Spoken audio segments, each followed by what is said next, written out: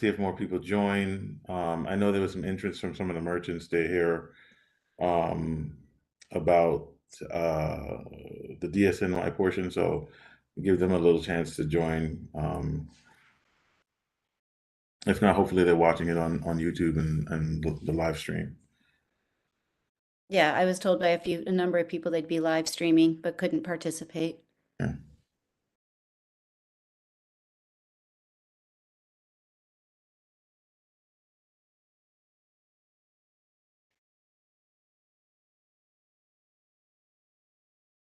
So you think, Sean, it's possible we can get that presentation on the public restrooms in May? Tough, Barden. Can we talk about it offline? I'll share with you all the vagaries of our Understood. spring schedule. It's tough when there's well,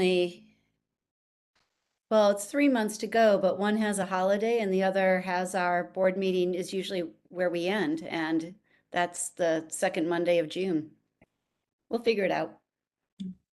Cool. Time flies. And we have a live meeting this coming month, don't we? In April. Yeah. Yep. Right. Still hoping for volunteers at the youth conference. We're short of volunteers because we're so flush with participants. I know I have at least one other person for you, Sean. Bring them. All right. Tell me when you're ready. I will begin recording. Let's go. Let's record.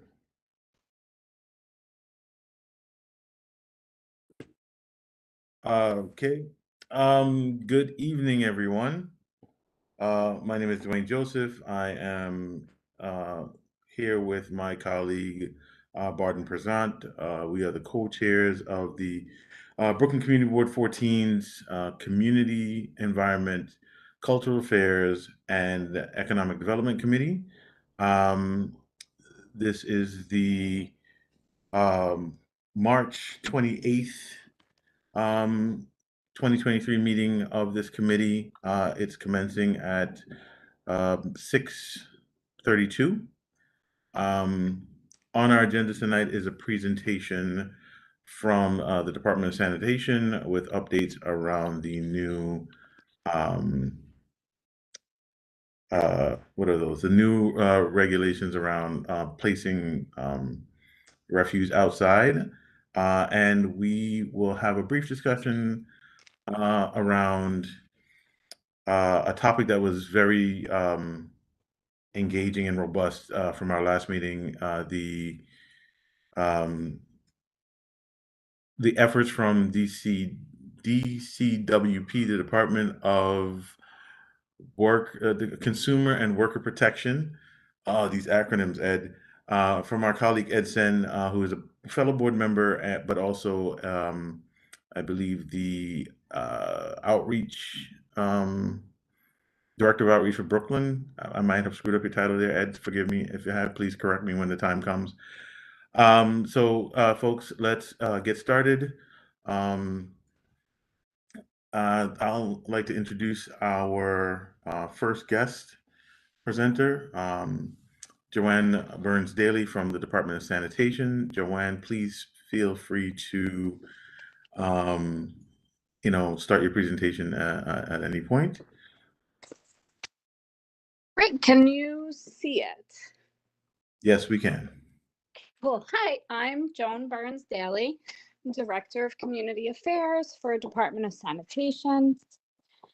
And I am here to talk tonight about our set out time change that goes into effect on April 1st.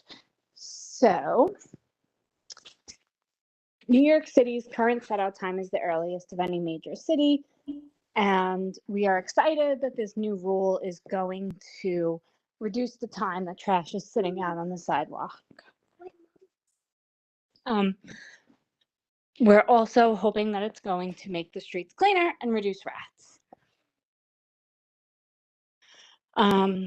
Excuse me. So residents have two options for setting out their trash, recycling, and curbside composting. If I remember correctly, at our last presentation, there was some confusion on whether or not it applied to recycling. It does. So after 6 p.m., you can set it out in a container of 55 gallons or less with a secure lid. The lid can be a flip top lid, it can be something that's not connected, as long as it securely, goes on top of the container. If you don't want to use a container, you can set out after 8 p.m. So 6 p.m. in a container, 8 p.m. if you're putting things in a bag at the curb. There is an alternative set out time where buildings with 9 or more units can opt in each year to set out their waste between 4 a.m. and 7 a.m. The applications are accepted in January each year. We did accept applications this January and we'll do so each year. January we'll accept the applications. February we'll make the routes so that there's efficient routes for all of the locations. And then we'll notify the locations in March. The website is nyc.gov/multi-unit set out. So you can read more about the details there now, and then when the application period opens again in January, that will be there as well. Businesses that place waste at the curb have 2 options also. It also applies to their trash recycling and composting. And similarly for businesses to residents, they can do 1 hour before closing if they're using a container with a secure lid, or after 8 p.m. if they're putting bags directly on the curb. Now, there is an exception, businesses that have their waste collected from a loading dock. This doesn't apply to them because the idea is to get the waste off the curb. Containers do have to be removed from the curb when the business reopens the next day.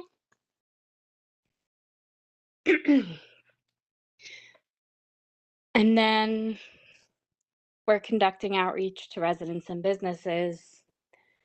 This presentation, other community board presentations, we've been having many info sessions with civic groups and community organizations. We have sent mailers to residents and property owners and businesses. We're making phone calls not only to 10+ unit buildings, but also to various community organizations. And we're running a paid media campaign to make sure that everybody is aware of this change in advance. Now, we have taken that feedback and realized that businesses and residents could use a 1-month grace period. So we're not going to issue any summonses until May 1st. You will receive a written warning during this time, and then we're going to track the written warnings, and those warning recipients will be among the first places inspected for compliance when we do start issuing summonses in May. I have my phone number and email up here, but happy to open it to questions if that's how the committee wants to handle it. I defer back to you guys. Thank you for that, Joan. Before we move forward with questions, I just wanted to acknowledge some of the elected officials and or their representatives that are here on this call. I see here Troy Olson from Councilmember Vernikoff's office.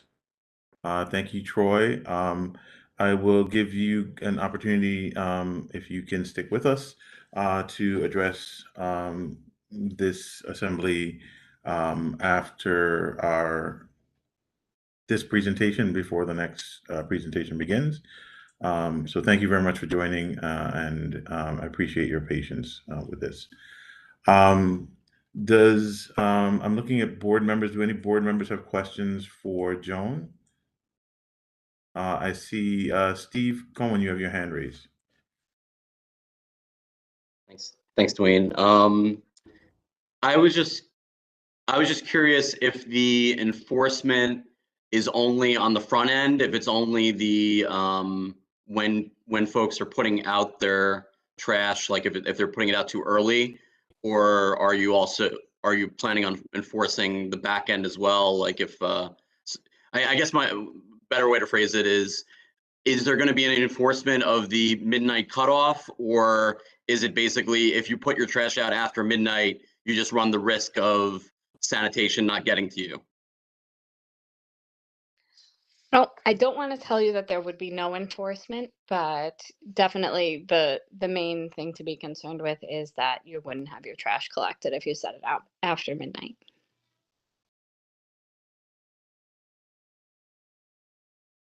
Right. Thank you for that question, Steve. I hope that answered your question. Next, I see here Eric Ost. Eric, you have a question, followed by Barden. Yes, hi, good evening. Thank you for your presentation. Sorry if there's background noise here. Curious how these new policies apply to schools. So schools are separate. They have different routing, so they're not on. Lots of our schools are on a separate school truck that would come at a different time, so they're not following the same restrictions. Right, and that's interesting. And that's good to know. Barden, do you still have a question? So you lowered your hand. Yeah, actually, I've got a few, but I'll just start with the first one, which is someone had raised at the last meeting that there are certain religious exemptions that might be allowed, depending on what the hours are. And I'd heard you say that you'd been in touch with various community organizations, wondering if that had been one of the sort of tacks in contacting the communities. Yeah, we're definitely working with the religious organizations to try to see what challenges they're going to have from this and see how we can work together to overcome those challenges. Okay, it sounds like you have that possibility also of the window where people can apply. Granted, it's only for 9 residential more units per building for 4 a.m. to 7 a.m. It seems maybe that could also be an option for some of these, members of the community. Yeah, but they're in a 9+ unit building, certainly. Okay, I was saying even if they're like Yeah. single residences, you could just sort of expand it to include them. At this moment, that's not part of the plan. Okay, thank you. However, if I may just chime in, Joe, this is Bubemi. Just very Just a quickly. second. Yeah, hi, I'm sorry, I'm so could sorry. you just introduce yourself, please? Yes, my name is Bubemi. I'm from DSNY. I work with Joan. Yes. So to your question, sir, I think let's take that back, Joan, and let's kind of run it up the chain, because I think it's a very interesting question to look into. So let's do that and hopefully see where this leads, if that's okay with you, sir. Greatly appreciated. Thank you. I thank you.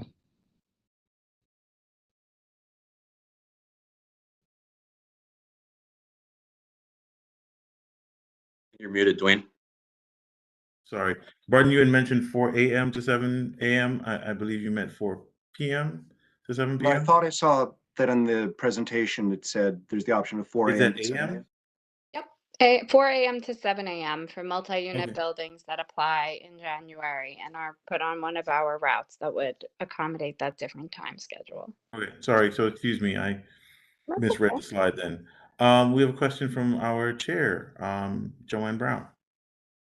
Hello, thank you very much for your presentation, and thanks for coming back just to clarify a lot of the, items that our community needed some, solidity around. So my first question is, when do containers for residential buildings have to be brought back into the building? I saw that there was a sort of set time for commercial containers. When do the containers have to be brought in for residential buildings? That time's not changing. So right now, by 9 p.m. is the standard. If your collection is before 4 p.m., you're supposed to bring it in by 9 p.m. You're muted, Joanne. Sorry. So if we're putting out our trash at 6 p.m. and it has to be out between 6 p.m. and midnight for pickup, then our containers have to be out by 9 p.m. back into our resident by 9 p.m. the next day? That is the rule. Okay, thank you. My second question is about this application for buildings that are over 9+ units. I'll just use myself anecdotally. We didn't know anything about an application to have a collection between 4 a.m. and 7 a.m. Can you tell me how information about this application was disseminated? Because I know particularly for our super, that would work better. And then also, just as you're providing a grace period for ticketing, I would hope that you would provide a grace period for these applications for early collection. So phone calls were made to all the buildings in the city.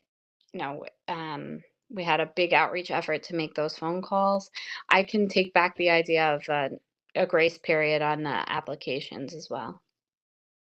That would be greatly appreciated. I think that there are a lot of buildings in this district that actually miss that application, and it would work better. And I just want to point out that with regards to union staff that are working in buildings, they likely have an earlier call time than a later call time. And I know many of these union buildings would prefer that the trash be brought out earlier than later to avoid, differential fees. So if we can open up this idea of extending the application period for those buildings and other buildings that may have missed it because of, insufficient outreach or missing the outreach, that would be greatly appreciated. Thank you very much for listening to my comments. Absolutely. I want to, Sean, you had your hand up, but I want to get a question that Musa Hasoon had in the chat. A question about the enforcement. Is it available via 311 reporting? So you could file a 311 complaint, I guess, but no, we'll be going out and doing enforcement based off of, not necessarily off of a 311 report. There are enforcement agents that would go out and enforce this separate from 311 service requests. Okay. Sean, you had your hand raised. A few questions for clarification. First of all, is sand worker schedules going to change? Are they going to be working on midnights, or are there going to be more midnight pickups? And also, hi, Boobemi, nice to meet you. Or being on 5 to 1s instead of 6 to 2s. That's my first question, because then there would also be a night pay differential. So under Commissioner Tisch, we have been trying to move more collection on the overnight shift. I can't tell you specific numbers of how many are, going to be midnight to 8 or 5 to 1 or 6 to 2. But okay, they don't know at the garage yet either, and it's next week. And I just want to state too that the midnight collection in a district with 54 dead-end streets is killer, because the truck has to back down, and I've written a letter to the commissioner asking for dead ends to be treated like alleys so that they're not picked up on midnight. So I will reiterate that letter, but that's going to be really tough. Midnight collection's tough in this district. So I trust that you'll bring that one back.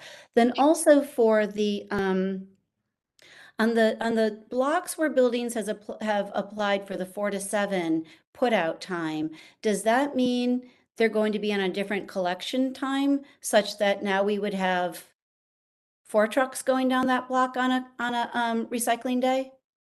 it could be, yeah.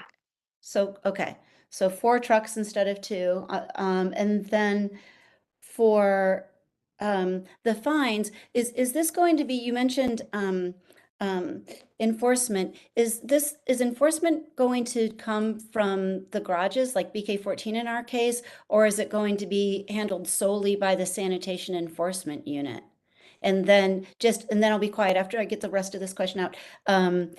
Could you also talk about the fines and the escalation in fines, and how many times in succession you can fine?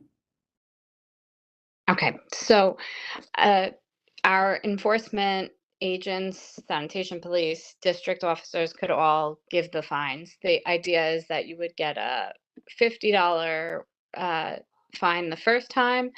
Second fine is $100. The third fine would, within 12 months, would be $200. So it goes up from 50 to 100 to 200 within a 12-month period.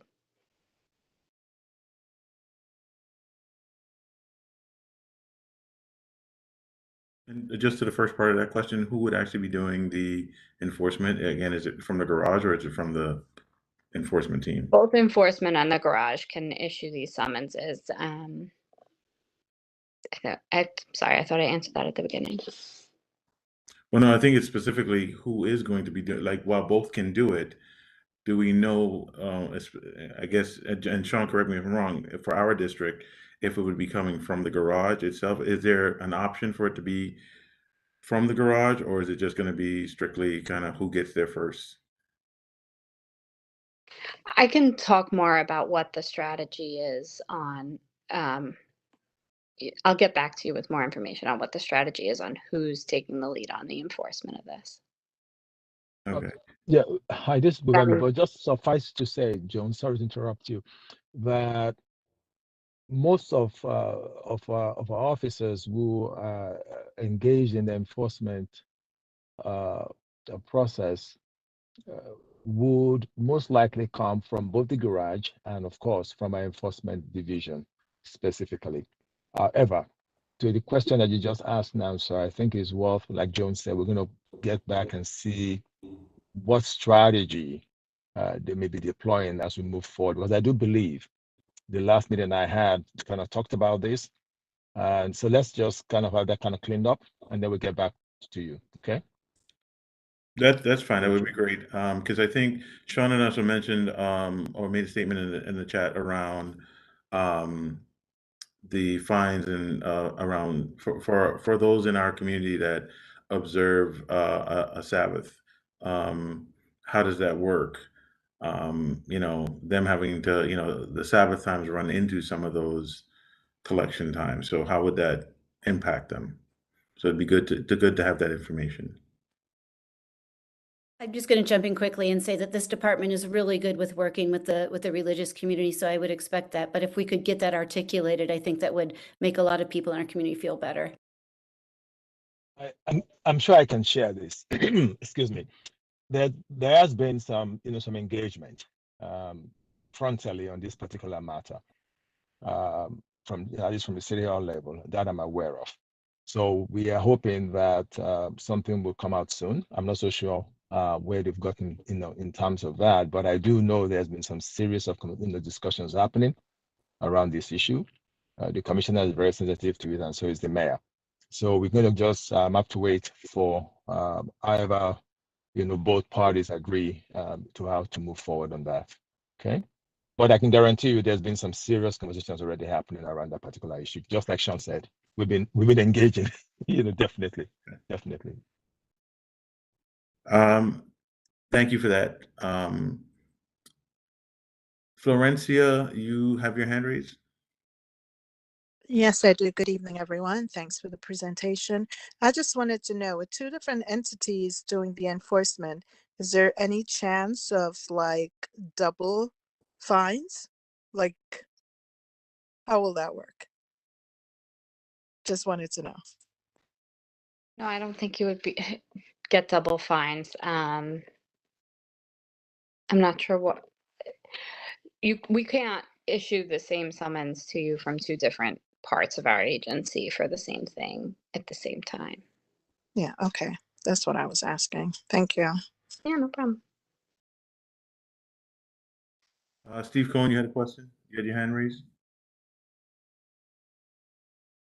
Yeah, thanks. I was just wondering, you know, just stepping back for a second, like I understand the goal here is to reduce rats and vermin, but did sanitation do any studies or collect data regarding how much reduction is actually going to happen? Because to me, it's like rats are nocturnal anyway, so they're most likely to, you know, be coming out in the middle of the night anyway. So I don't know if pushing it back during, you know, during the summer, it's, you know, it's daylight hours.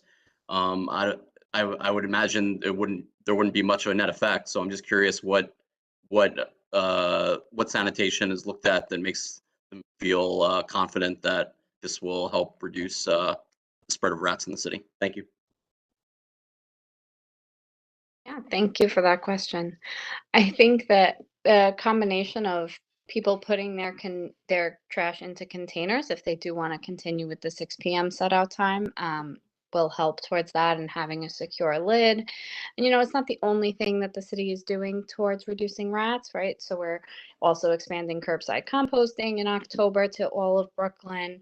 And there are other, cleaning initiatives that we've taken to try to limit the food available to the rats. And a big part of this is also getting the trash off of the sidewalk. So that obstruction is there for less hours of the day. As I'm, trying to walk down the street, there's not as much trash obstructing the sidewalk. Understood. Thanks. I have just two questions, if I may. One, you mentioned that businesses have to put their trash out in a receptacle moving forward. Are they being given some grace period is that part of the grace period to allow for them to like purchase receptacles, that sort of, especially all small businesses? We're a district of, now we have two bids instead of three, um, which can probably, manage with their membership how to get that done. But just in case they need more time, is there a grace period for small businesses? Because we also have our small business corridors, where again, and I am concerned about this with the dissemination of information, how it was done. Maybe not every business understand what needs to be done and what's going to happen as of April 1st.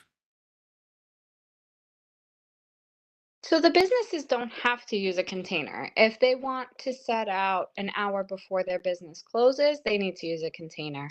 But if they want to set out black bags on the curb, they can do that after 8 p.m. Just as, it's just a later set out time for them.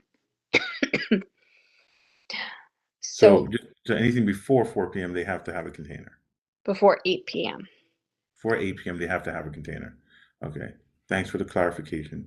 Yeah. And then my second question is, and there was some confusion in our community around this, during a town hall with one of our local council members, Councilmember Joseph, there was, I forgot who it was representing sanitation. I think it was the superintendent from the garage. It was mentioned that the bags that we need to use as a community when we put out our garbage now, our refuse now, have to be the thicker garbage bags, which are like the 5 mil bags versus the 3 mil bags. And just want to get clarification on whether or not that is like a hard, fast rule, because those thicker bags are a little more expensive and it's an extra cost, and it may not be a lot for some, but it may be a lot for others. That was not part of this rule. Okay. You know, dark, you know, clear bags are for recycling, bags that you can't see through for garbage. That's usually the general rule. We're not making requirements about what kind of bags you use beyond that. Okay, thank you. That is good to hear, because that was a big concern that came out of that town hall. Yeah, I'm sorry there was confusion there. Um, Yeah, Mr. Joseph, and if yes. perchance you have any such businesses that may not be very that we've not reached out to because they will not have the information, for instance, you can actually send them our way so we can be able to help to really give them as much information as possible as well. Just like what Joan said, the 1 month grace period, we're still going to be doing some outreach as well. It's not as if we're stopping. So please just send them our way, and we'll ensure that we give them, what they need, as per information. Okay. I would actually counter that by saying what may be most practical is we have several merchants associations and local business groups in addition to the bids in our district. Okay. And it may be useful or more effective um, for you all to maybe connect with our community board and the district office to be able to connect with those organizations. If that, Sean, I believe you have contact information for most of Yeah. those Yeah. business groups. Yeah. Because I know we've done some stuff with the bids and whatnot, and that will, and that will continue. And if there are others, of course, Sean, we can, we're ready. Just let us know, just send them our way, or we can do an info session for all of them at once or separately, as the case may be. Okay, thank you. Yeah, I think that might be more practical and just more effective. Yeah, I agree. Great. Can I jump in with a couple of questions? Absolutely. Okay.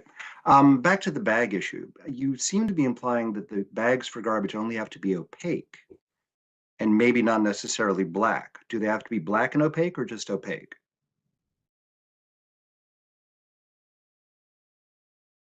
Is there a reason that you're asking specifically?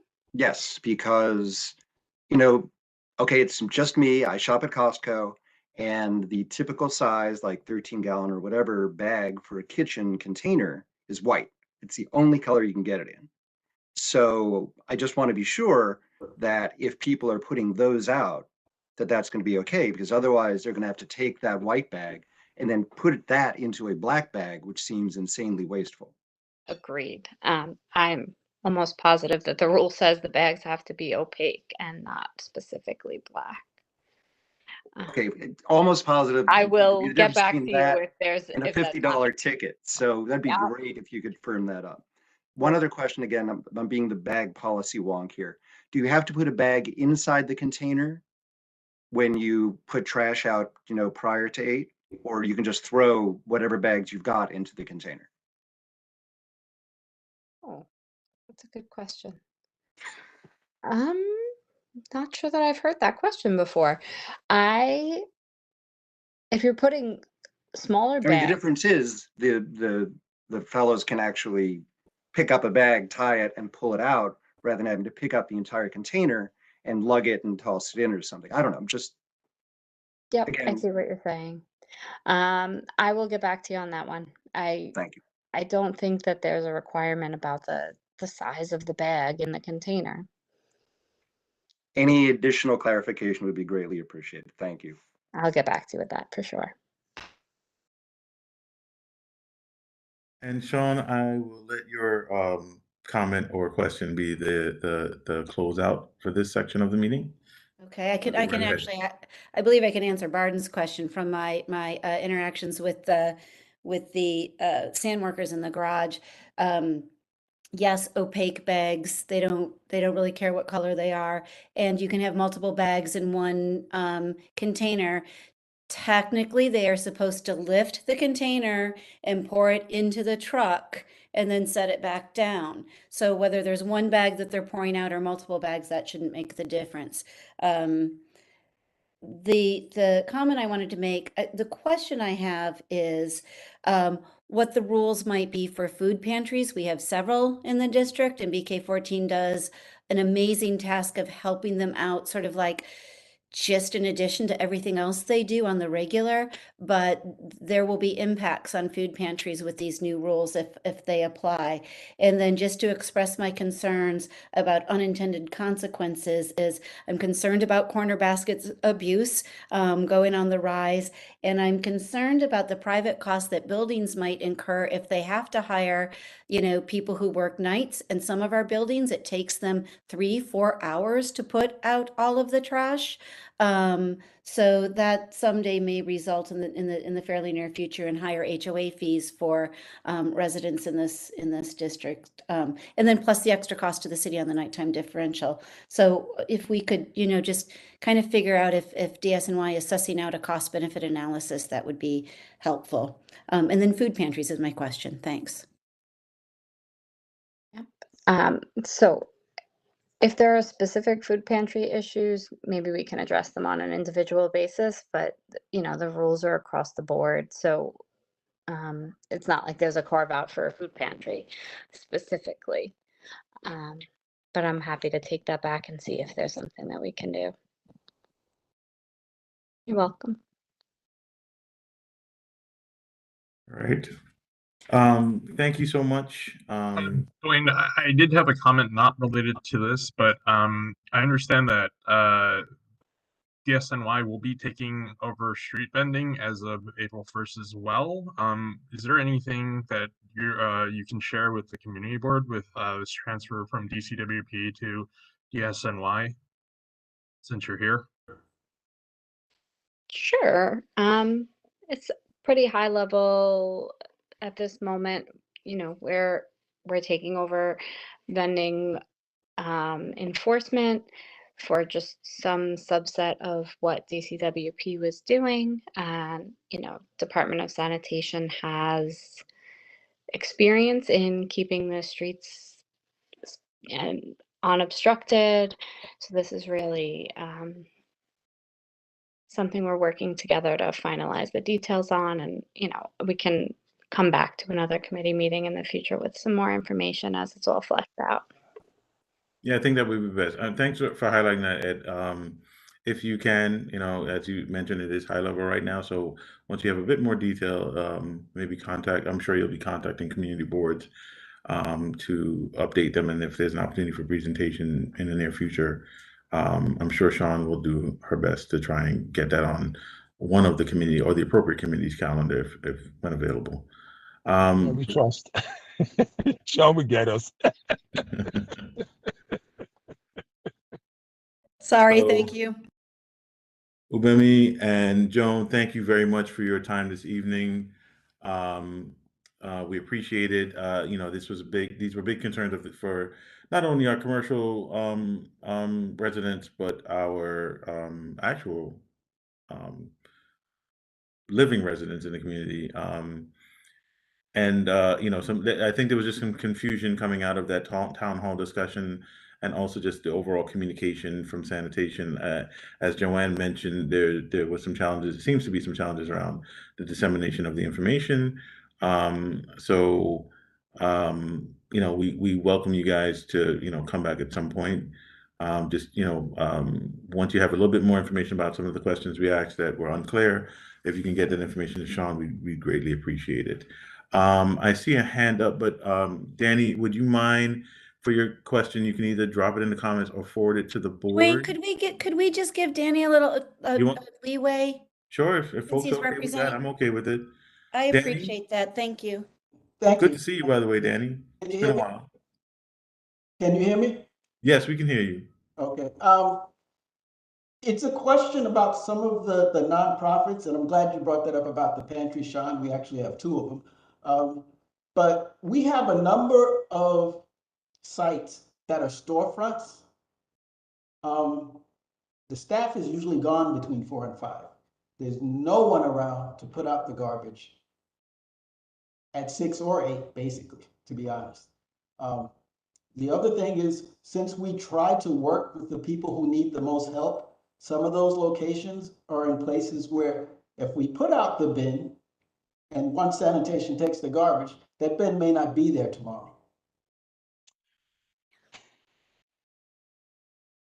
Yeah. True.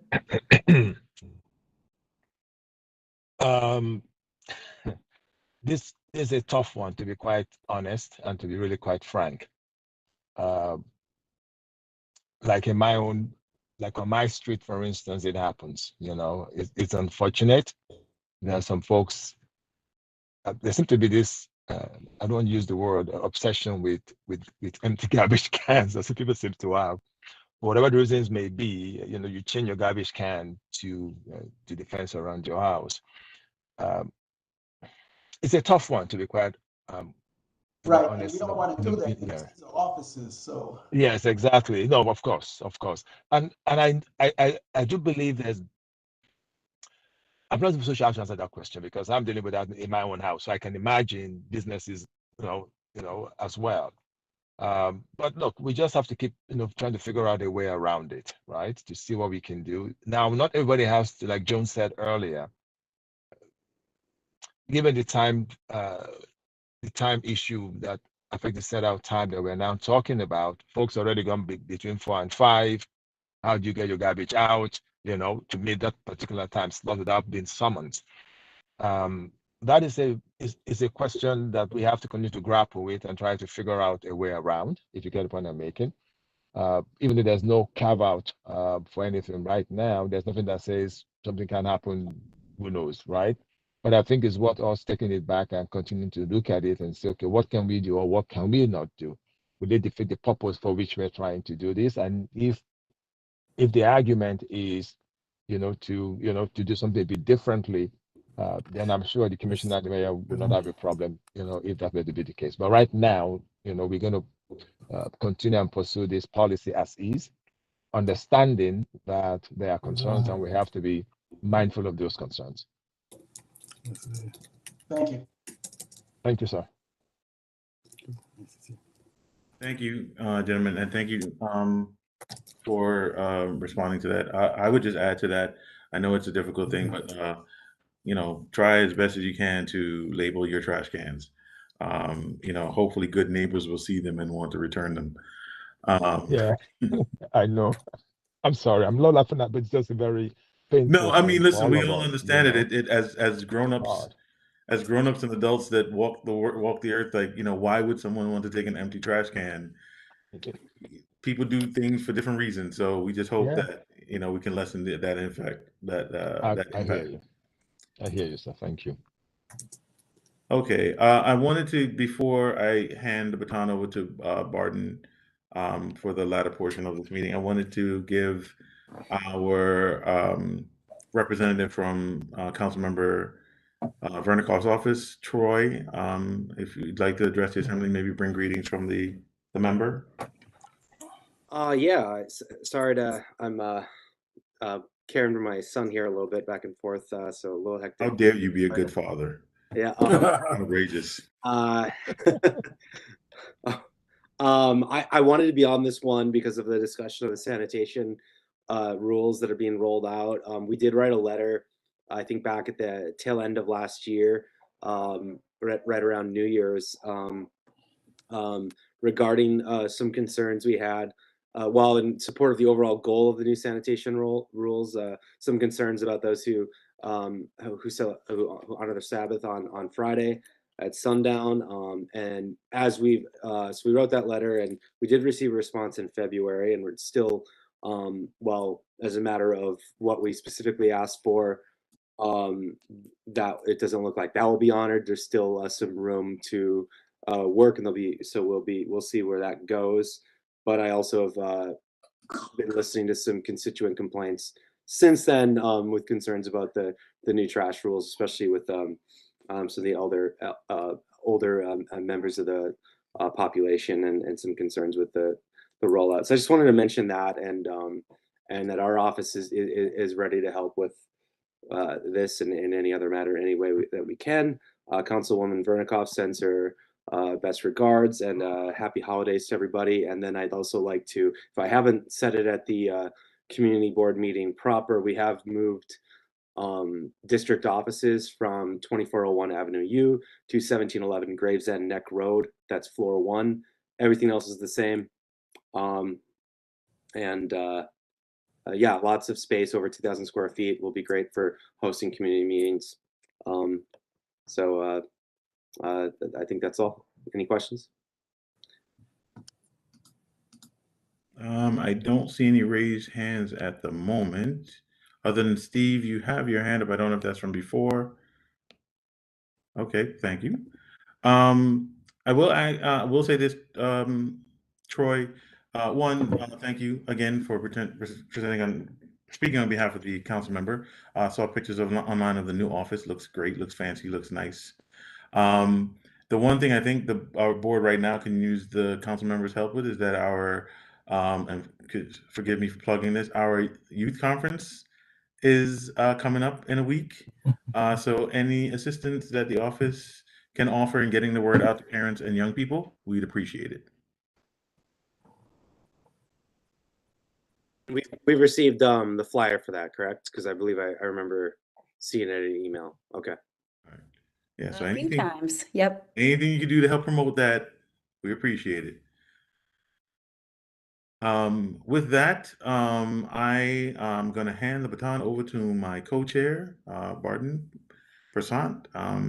Barton, on to you. Baton received. We're going to revisit under other business, some old business, which was Ed Sen's great presentation on, to put it colloquially, the proliferation of smoke shops in the neighborhood selling cannabis products as well as regular cigarettes and e-cigarettes. So this was requested by one of our committee members, Michelle Brunson. And so I'd like to turn it over to you if you'd like to make first few comments.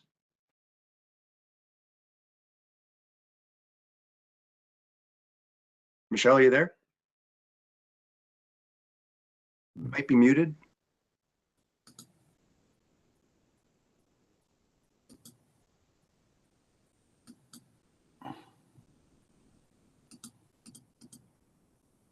Is she muted on her end, I guess, not from the board end? She thinks it's from the board end, Sean? No, she's not sure.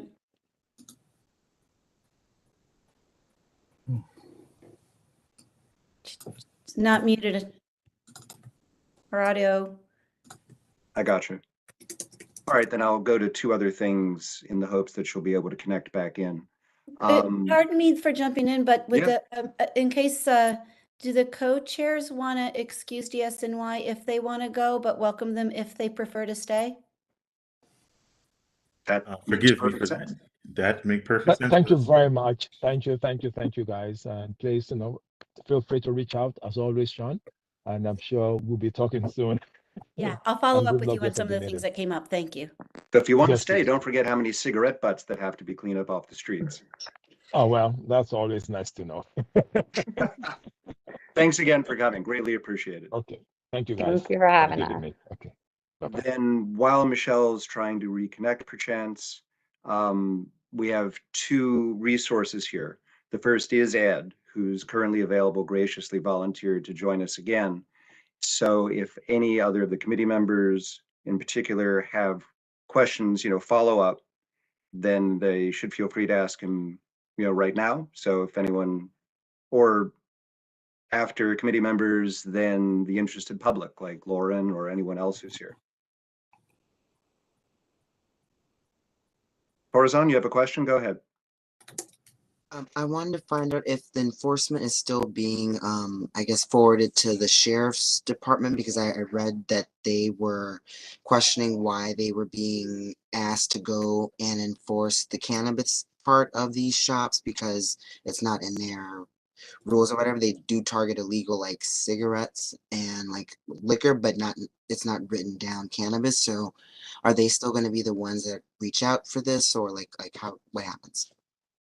Currently, yes. I saw the article that you were referring to. I believe that was their union that was questioning why their members were participating, as their jurisdiction may not have anything to do with cannabis specifically. But to my knowledge, the sheriff's office is still conducting seizures with regards to, as a part of this interagency task force, along with NYPD and DCWP.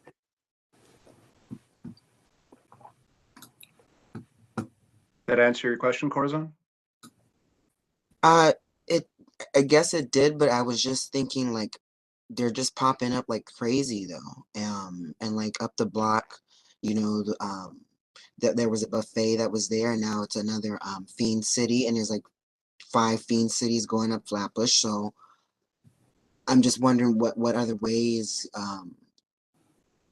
like, can we find out other ways that could like enforce like or fine them or whatever? What are the ways that could be targeted to like mitigate this? So this comes down to legislation, and specifically from the state, with regards to how OCM or the state would empower local jurisdiction, in this case NYPD, to enforce specific laws. But currently that's being worked on, to my knowledge, based on the news that I'm seeing. Um, and this is just me as a community board member, not as a member of DCWP.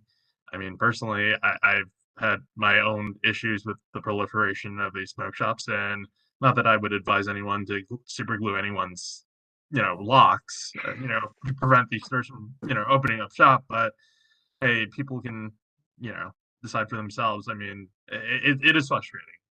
to your point, there are many and many of these stores within our district, but also throughout the city. So the last count, we're at 1,400, maybe even closer to 15 at this point per the sheriff's office. So I can absolutely relate to your frustration. And remind us again how many legal ones there are. I have to dig that.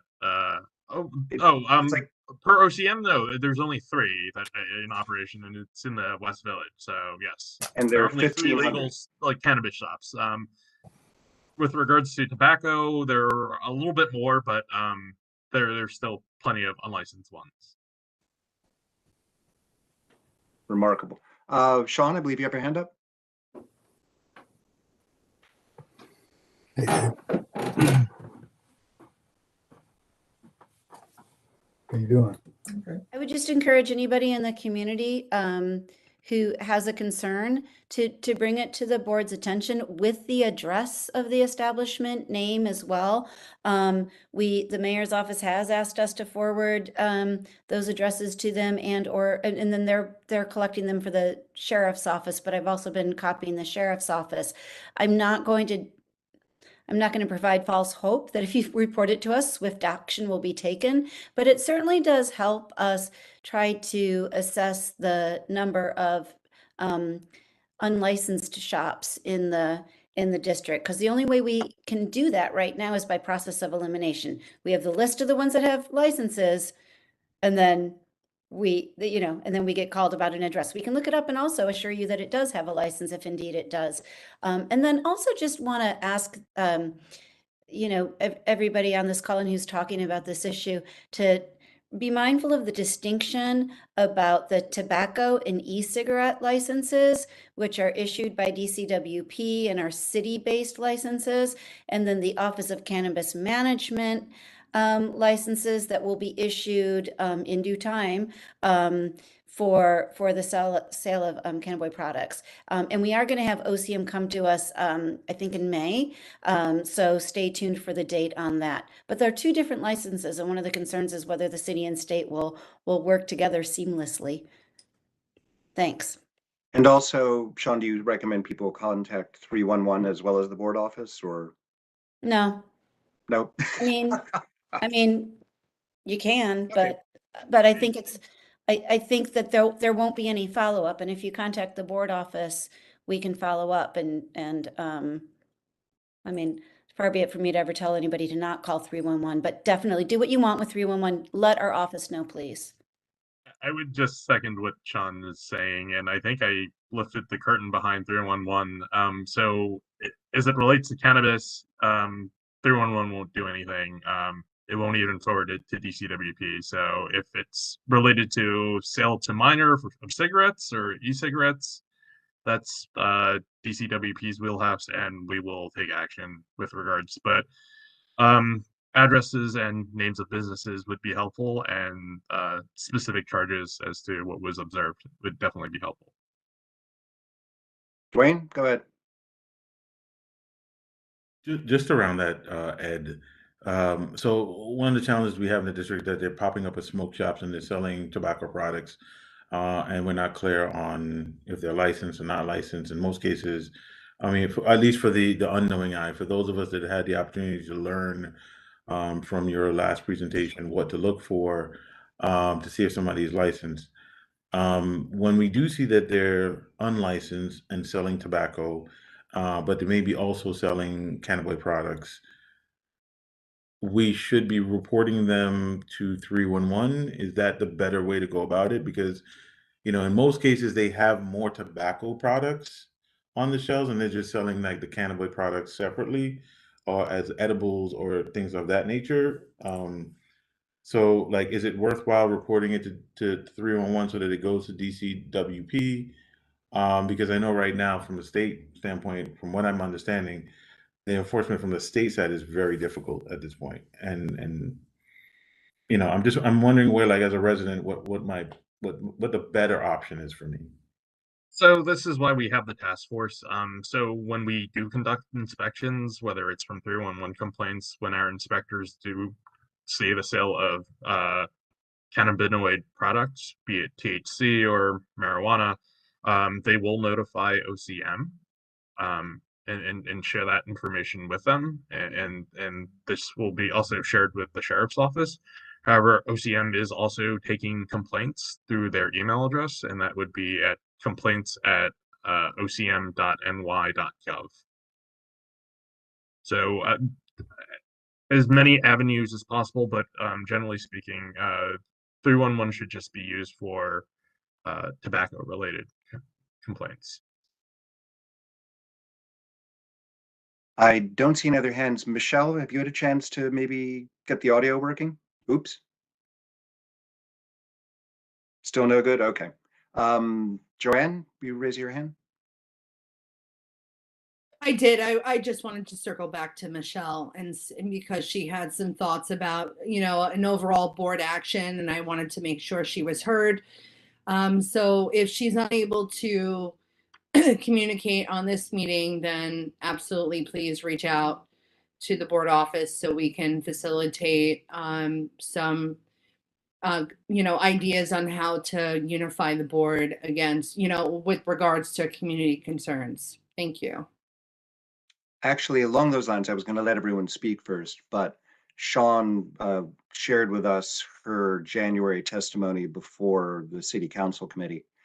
And I took that and tried to distill what came out to be 7 bullet points that I thought would be, at the very least, the core of a motion for us on which to vote. So I'll get to that once everyone else is done speaking, and I'll read those 7 bullet points and see if that fulfills at least, those of us who are here, our general feeling of the direction we'd like a motion to go. And then, we can try to craft something a little more formal with some whereases and perhaps bring that before the full board meeting. So let's see. Dwayne, you're still up? Go ahead. Just a point, Sean was having some difficulty uploading her testimony that she gave, so I'm happy to share it on the screen if folks are interested in just reviewing it. I think Sean did an excellent job in her testimony in highlighting a lot of the things that need to be looked at, that may have been missed, that need to be more succinct. So with the opportunity, I'd love to be able to share it if that's okay with you and Sean. Oh, absolutely. If you can make that happen, that'd be great. Yeah. And in the interim, Steve, you have a question? I guess my internet froze for a little bit, so I might be behind in the conversation. But I'm assuming you're talking about the other presentation, not the public bathroom one. And my question was just regarding the public bathroom presentation. I was just curious who was supposed to give it, and is that going to be rescheduled for a later date? Sean, I believe, has the most current information on that.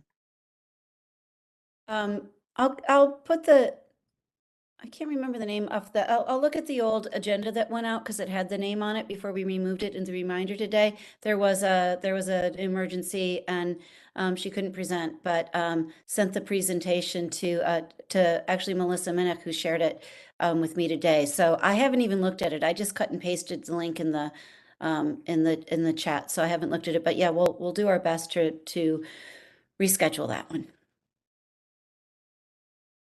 Okay, with that on the screen, I'm not sure. Okay, just trying to see where I've got things on the screen here. What I'd like to do, if you're okay with it, is to read the bullet points that I distilled from this testimony at which you're all looking, unless you all want to take the time to read all the way through it. I'm not sure that we really have the time for that, but how about I'll read my bullet points while those of you who wish to can read through the entire testimony, which, to everybody else's point, is absolutely fabulous, especially, really well written, very clear. And so I will just read the bullet points that I took out of it. 1, CB14 should be provided with a list of the tobacco and electronic cigarette dealer licenses in Community District 14. 2, nuisance abatement proceedings need to be rationalized, or a more expeditious padlock procedure needs to be introduced. 3, the ability to hold building owners accountable for illicit activities on their premises should be more vigorously explored. 4, A way to prevent companies from simply switching business names to avoid enforcement needs to be explored. That's the old whack-a-mole problem. Fifth, weights and amounts of unlicensed products must be adjusted to a new retail standard. Sixth, products that can be purchased by a minor, such as soda and snacks, should be sold in separate establishment from vapes and e-cigarettes and cannabinoids. And last, the penalties for selling products that are unlicensed by the city should include disqualification from seeking cannabis licenses from the state. So those all made eminent sense to me. I don't think that's necessarily an exhaustive list. So what I'd ask is that any of you here who would like to add to that or expand on any of that, to just contact the board office and we will take that under advisement. So I spoke way too much there.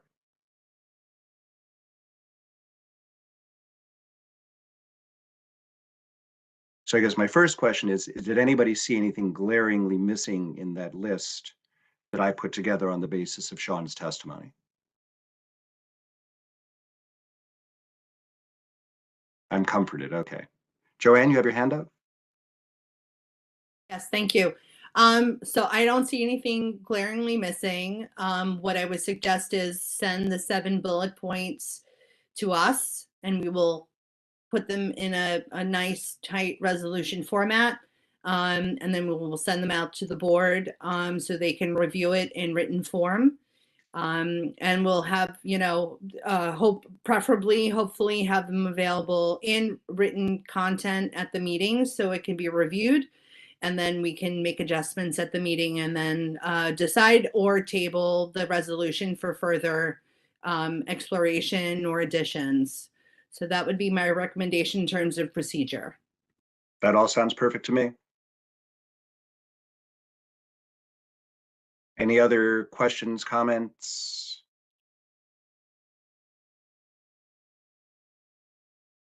If not, then I suppose that is going to be our course of action and we can close this discussion. And I guess I'd ask if there's any other business, new business or old business that anyone would care to attend to. Joanne, your hand's still up, I assume. Sorry, just a mistake. Thank you. Yeah, no, that's fine. Just want to be sure there wasn't any other new business or old business. Ed, go ahead. I'm just going to share this press release in the chat. So this is with regards to the CPA. So it's the Climate Leadership and Community Protection Act. So the state, the Climate Justice Working Group did finalize their map of disadvantaged communities. I'm also going to share the link to the map in the chat as well. I just think the co-chairs, so Barton, Dwayne, maybe you and you both can meet with Steve and I offline with regards to this. I'm just mostly concerned with how this is going to be handled and in terms of reducing carbon emissions. And part of the map that is affecting our community district is at the north and with regards to a truck route. So maybe we can discuss some of the remedies and suggestions to the state DOT as well. So that's just something to consider and to be considered for a future meeting. But I just wanted to share that as this is news as of yesterday. Got it. Thanks. Sean, I see Lauren is putting her thoughts from the bid on the previous issue into the chat. What do you think the best way is to sort of help that along? Or just, Lauren, go ahead. Yeah, I think that's better. Sorry, I realize the meeting is moving along high up from the Flatbush Avenue bid and Church Avenue bid. DSMY is not really reaching out to bids and merchant organizations in the way that we would like them to. We have, I've been working with another bid, a Manhattan bid, extensively on this, and there's been a lot of pushback from DSNY, and a lot of they've been redirecting the discussion towards, okay, well, we'll just educate better. And I love DSNY; they're like my favorite agency. But there's a resistance to look at the reality of this and try to figure out a way that this can work for businesses. I'm not focused on the residential. But I mentioned some of the things in the chat. We've been talking to a lot of businesses. Meat and fish stores, I don't even want to walk past them in a few months. And they've said, how can we do this? We have juice, there's like raw meat, and this bin is gonna be sitting outside because most of them close early. So they're just, I don't know if there's anything that can be done, but I think that it's being characterized in a way that's not really accurate from DSNY. And we wrote to the mayor, we had a meeting with the mayor's office about this, and it was the same thing of the policy's gonna happen. And I respect the purpose behind the policy, it's great, but I really do think it's gonna be a problem. So thank you, and I put my blah, blah, blah in the chat. Thank you for sharing that, Lauren. Actually, one of the questions that came up, Joanne brought it up about how they were disseminating information.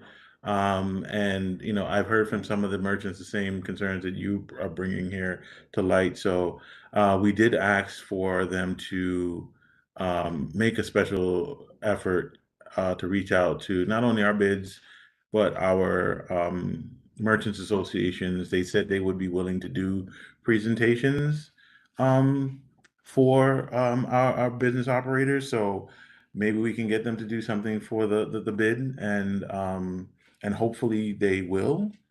So I guess you already, I'm sure, already have their contacts.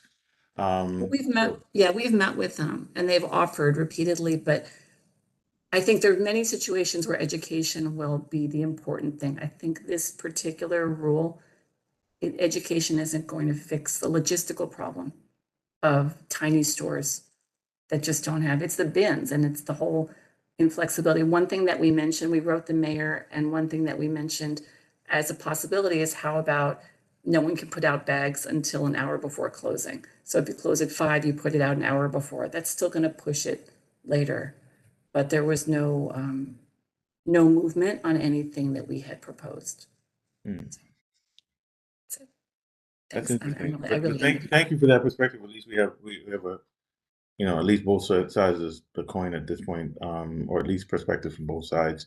We were on the impression, based on what they reported to us or indicated to us just now, is that they have been reaching out. But again, when Joanne brought up the concern about how the information was disseminated, they said that they would make an extra effort. So let's hope that they do that. I see Nina, you have your hand raised, and then Joanne, you had your hand raised, but Yeah, first of all, I am absolutely not convinced that it's going to make one. I think that using bins, closed bins, would make a difference in terms of rats. I don't think that it matters what color your garbage bag is. The rats, it's not like an opaque bag is going to keep the rats from smelling the food. So right there, it's dumb. The other thing is that I think that this time of 6 p.m. I have a daughter who works for McCore, which is one of a number of group homes for disabled individuals. And she said she doesn't know how they're going to get the trash out, particularly on, again, on Friday nights. There's no staff to do it. And for say, the Jewish staff to turn around and say to the one non-Jew who's working there, well, you're the one who has to take care of the trash, is really, really just not okay, and very, it's offensive, and all the families. So what you're saying now is, okay, so we get trash pickup on Wednesday morning and Saturday morning. We're now reduced to 1 day during the winter months, which isn't going to help the rat problem either, because that food is going to be sitting there all week. The garbage is going to be sitting all week. And, a lot of us, or some of us at least, do use compost containers, but still you have containers that smell of food and so forth. So I just feel like they didn't stop and think about how this impacts businesses, group homes, individuals, this large Orthodox community in Brooklyn. It's not just Brooklyn, it's citywide, the Bronx, Queens, Manhattan, everywhere. And I don't think it's going to make any difference. That's just my 2 cents. So understood your frustration. Yes. Joanne, you had your hand up? You're muted, Joanne. Thanks. I won't opine too much on the issue. The issue is more widespread than when, trash is put out. We have a lot of side yards that have trash and then, perhaps some small alleyways where trash is put in uncovered containers by residents and churches and all the things where I watch the rats go back and forth as I walk to work at 6:30 in the morning. It's a multifaceted. However, just to go back to information dissemination and this concept of having the 4 a.m. to 7 a.m., Miss Lauren from the bid, if you could ask your merchants, the ones that are struggling, that close at 5 o'clock, if you could ask them if the 4 a.m. to 7 a.m. trash pickup would help them better, and then we can get a little bit more gusto behind this idea of opening up this application again. I literally wrote the manager of our building and said, hey, did you get a phone call from DSNY about, the application between, 4 a.m. and 7 a.m. So I'm waiting for a response, but I feel like that is a good sort of time frame for these businesses that operate, especially, on Flatbush Avenue, we have a butcher that is really only open between, 8 and 4 p.m.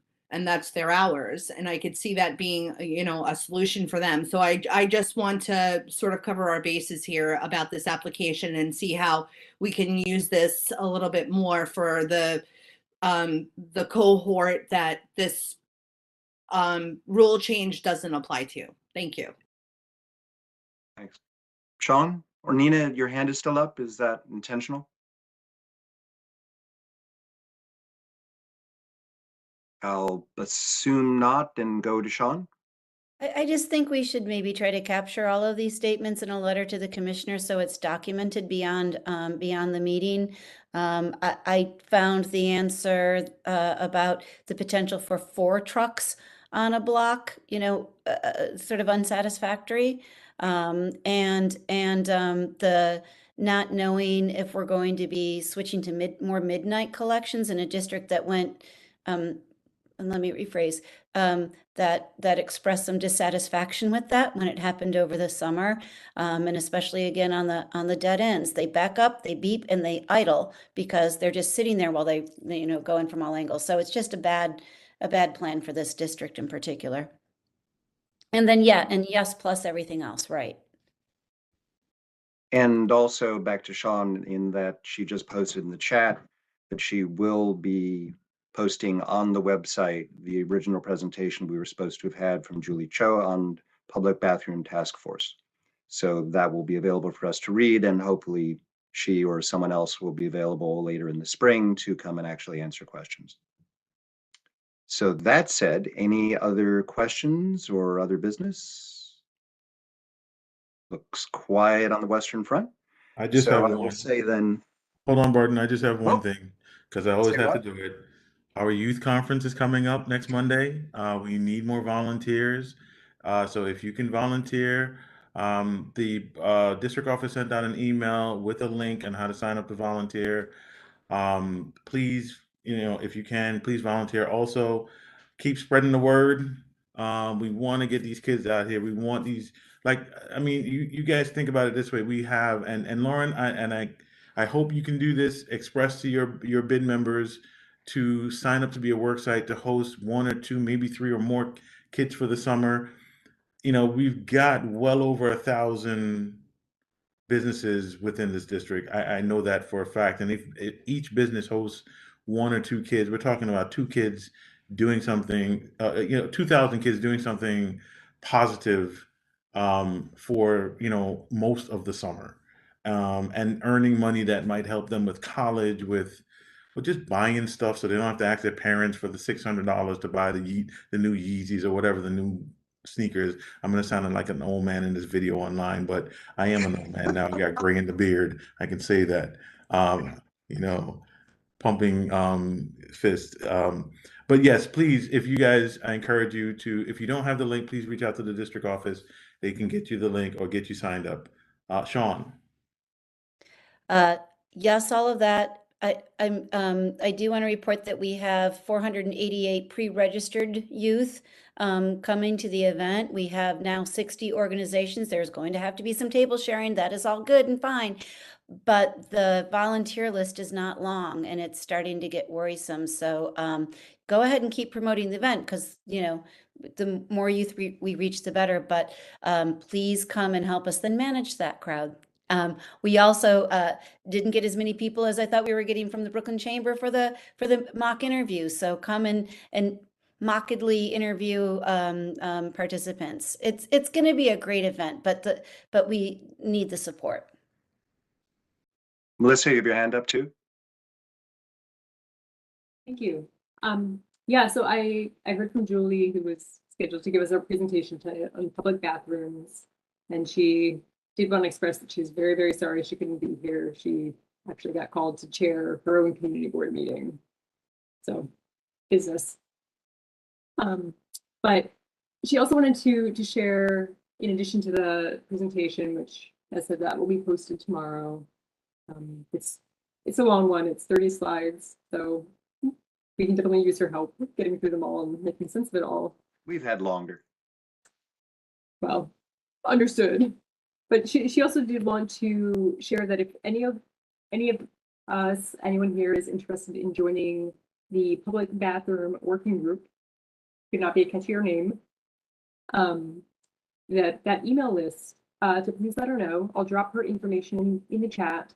This Friday at 10:30 a.m., JC Decal, you might see their name around on some of the designed pieces. They're actually going to be speaking to this group about the automated public toilets. So if anyone's interested in learning more about these pieces and what it looks like, you can join in. And you can email Julie, she'll add you to this list and you will get to see that. And she also wanted to let our community board know that she's planning to lead a Jane's Walk on May 5th in Midtown and hope to forward us the information about it in case people are interested. So, on behalf of Julie, a much shorter presentation. Thank you in her absence.